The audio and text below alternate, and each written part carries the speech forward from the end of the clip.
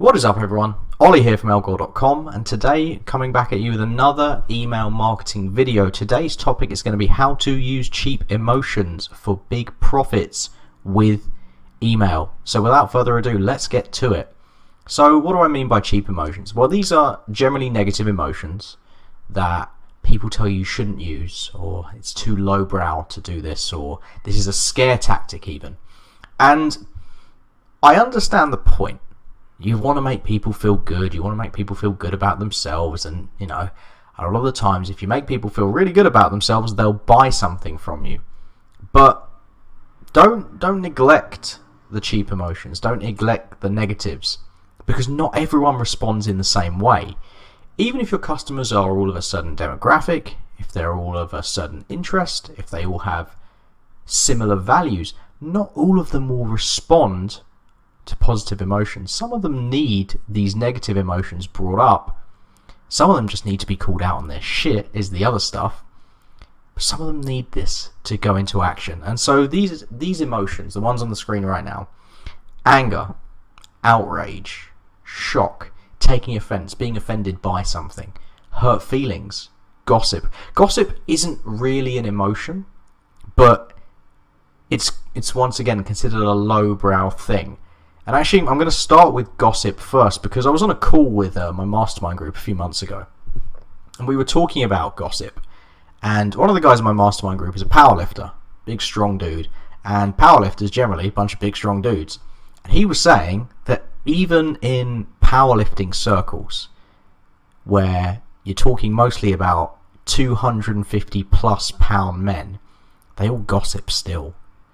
Every single circle, every single interest group, every single niche has gossip. Internet marketing has gossip. Internet marketing has tons of it. And everyone gossips. People gossip to different degrees, that's true, but everyone gossips a little bit at least, which is why gossip is something you can use in emails to great effect. Let's talk about the climate that we live in. Talk about 2018, 2019, 2020. It's not going to change much in the next few years. We've never lived in a more outraged society. We've never lived in a more offendable society. And this isn't a rant about millennials or anything like that. This is just how it is. The combination of 24-hour news cycles, of literally having to generate news out of thin air half the time. This is why things like Fox News are so successful, because they just generate outrage out of thin air. Things which wouldn't have made it past local news 15 years ago are now shown to billions of people. Viral articles with these clickbait headlines, a lot of the time the headlines don't match the actual body copy. That's a subject for another video, but viral articles with clickbait headlines that get shared to millions and millions and millions of people because they evoke these negative emotions, this outrage. Social media, another example. I'm going to give another example later on in this video from something I saw on Twitter, which was very funny to me, but how you could use that in your marketing campaigns, in an email, for example. This is the zeitgeist. This is the time that we live in. So instead of fighting against it, why not use it to your advantage? Why not be able to tap into what people are already thinking? As Robert Collier said, enter the conversation that is going on inside your prospect's head. And for a lot of your prospects, it's these negative emotions which are in the forefront of their mind. A lot of times with negative emotions, you can motivate people into action. You can motivate people to change. If you're trying to encourage a paradigm shift, for example, let's say you're selling a diet product, and most of your list are people who have tried and failed with many diet products before. You can actually use these negative emotions to anger people into action, because change can come as a result of these negative emotions as well as positive ones.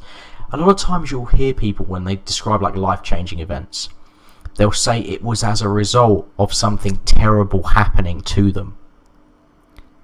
And this something terrible that happened to them, that would have evoked a lot of negative emotion. And for a lot of people, sparks them into action. On the screen right now, I've got 3 examples. The first one is an example from Ben Settle, one of the best email marketers in the world. He uses this example a lot. He had a subject line which was humiliating fat Facebook photos.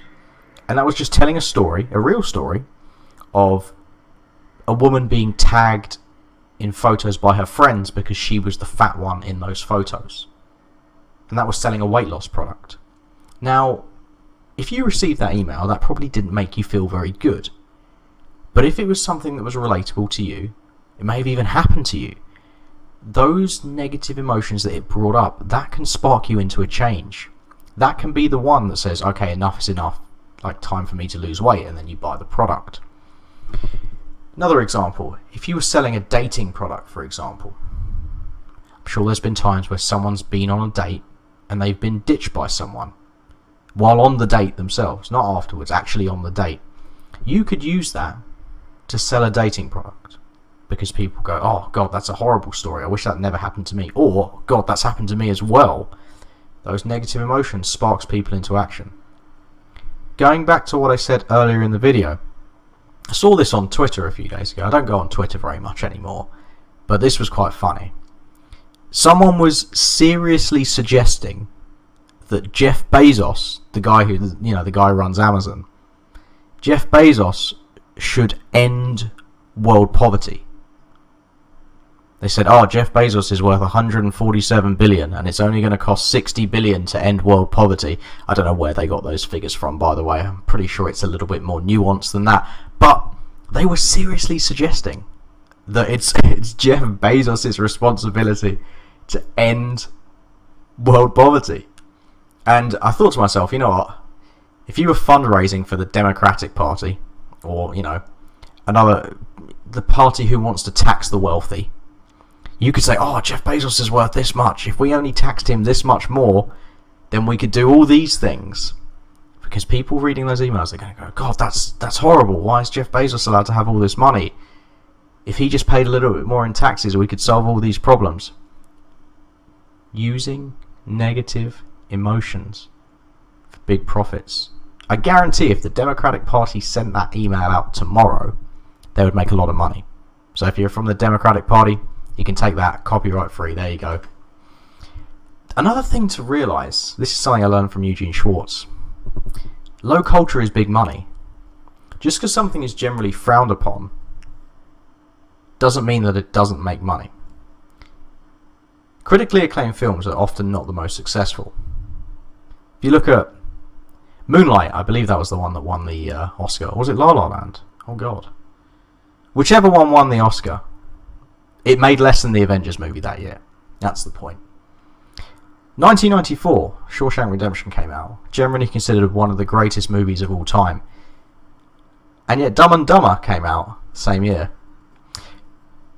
I'm not gonna debate which one is a better movie. Pretty sure that debate has been had. But Dumb and Dumber made 10 times the money that Shawshank Redemption did. 10 times. Low culture is big money. Look at the three publications I have on screen. The National Enquirer, often cited as the most read publication in the US. I'm not sure if that's true anymore, but it was at one time.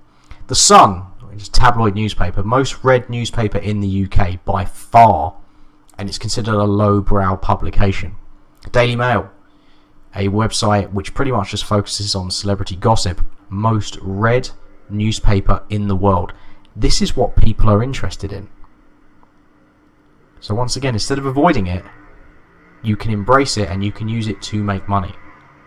An email is a wonderful way to do this.